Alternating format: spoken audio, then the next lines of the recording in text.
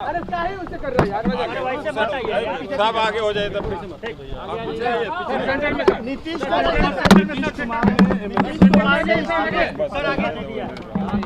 देखिए, ये तो दूसरे सदन में कोई भी अगर चुना जाता है तो एक सदन से जो है इस्तीफा दिया जाता है। दूसरी फॉर्मेलिटी में उन्होंने दिया है, लेकिन बात वो नहीं है। बात ये है कि बिना उनके मर्जी से ये निर्णय जो है दबाव में लिया गया है। जाहिर सी बात है कि बिहार में भाजपा के लोगों ने नीतीश जी को तो ठगा ही, साथ ही साथ बिहार की जनता को भी ठगने का काम किया है। नीतीश जी को ठगा। हम लोग शुरू दिन से कहते थे कि उनको मुख्यमंत्री जो है पद पर अगर भाजपा एनडीए की सरकार आती है तो रहने नहीं दिया जाएगा। आज वही बात जो है साबित हुआ है।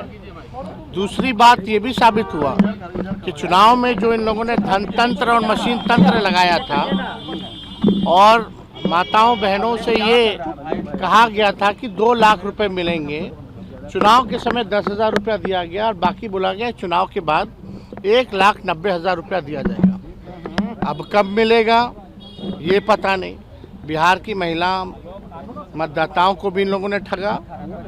और यही नहीं बल्कि जो 125 यूनिट फ्री बिजली की जहाँ तक बात थी, जो हम लोगों ने कहा था कि हमारी सरकार आएगी तो 200 यूनिट फ्री बिजली देंगे, तो आज समझिए बिहार में पहले से ही, चुनाव से पहले से ही देश भर में सबसे महंगा बिजली मिलता है। अब जो है बिजली की दरों जो है और जो है बढ़ाई गई है। यानी ये केवल और केवल ठगों की सरकार है। बिहार की जनता को ठगा, नीतीश जी को ठगा। तो जो अपनों को इन लोग ठग सकते हैं तो समझ सकते हैं कि बिहार की क्या स्थिति होने वाली है। गैस हो, डीजल हो, पेट्रोल हो, महंगाई जो है चरम सीमा पर अभी पहुंचेगी। और अभी आप देखिएगा, जैसे आपका बंगाल का चुनाव, केरल का चुनाव समाप्त होगा, वैसे पुनः आपका पेट्रोल डीजल की कीमतों में बेतहाशा वृद्धि होगी। तो ये लोग केवल ठग लोग हैं, ठगने का काम कर रहे हैं। बिहार में लॉ एंड ऑर्डर की स्थिति बनी हुई है, सब लोग देख रहे हैं। कोई ऐसा दिन नहीं जहां गोलियां ना चल रही हों, लोग मारे ना जा रहे हों, लोगों को कोई इंसाफ नहीं मिल रहा।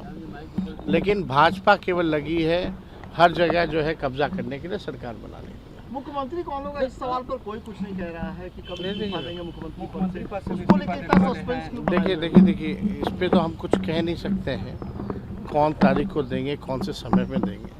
लेकिन एक बात तो तय हो गया कि नीतीश कुमार जी को बीजेपी ने ठगा है। और ये भी बात तय हो गया, स्पष्ट हो गया कि नीतीश कुमार जी अब बिहार के मुख्यमंत्री नहीं रहेंगे।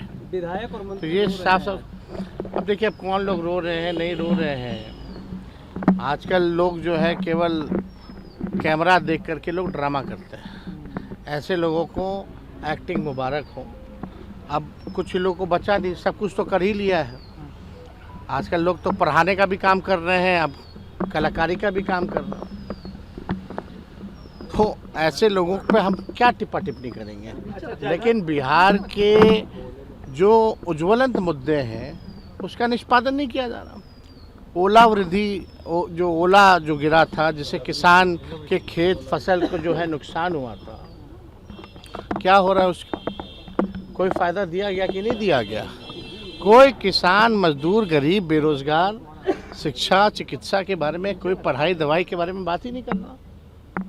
कौन आएगा, कौन जाएगा, कौन आएगा? 2012 के बाद से कोई स्टेबल गवर्नमेंट बिहार में नहीं है।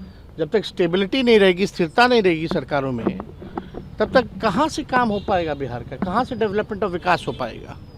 तो ये सवाल खड़ा होता है। तेजस्वी जी, आप दिल्ली के बाद केरल जाएंगे, वहाँ देखिए, हम लोगों का एलडीएफ से वहाँ अलायंस हुआ है। 3 सीटों पे हम लोग लड़ रहे हैं। इससे पूर्व में भी हमारे विधायक वहाँ हैं केरला लेजिस्लेटिव असेंबली में, और 3 दिन का हमारा प्रचार का कार्यक्रम है वहाँ। उसके बाद झारखंड में 5 तारीख को हमारा कार्यक्रम है। तो पार्टी के संगठन को और मजबूत करना, विस्तार करना, और हम लोग चाहेंगे कि भाई, क्योंकि केरला आप जान रहे हैं सबसे ज़्यादा लिटरेसी रेट है, सबसे ज़्यादा आपका जो है डेवलपमेंट जो है वही है। तो हम लोग जो है वहाँ जो मौजूदा जो सरकार है उसके अंग हैं और हम लोग चाहते हैं कि पुनः ये सरकार जो है वापस आए ताकि काम हो। 173 थाना प्रभारियों का, बड़े अधिकारियों का तबादला हो रहा है बिहार में, तो ऐसा कुछ देखने को नहीं मिला। वो बिहार में उन्हीं की सरकार थी।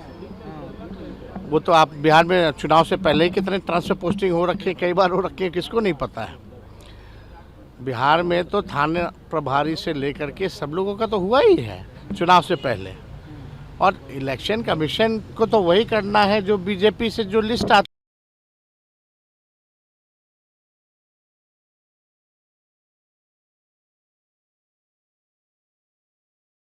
तो कोई लेता है नहीं।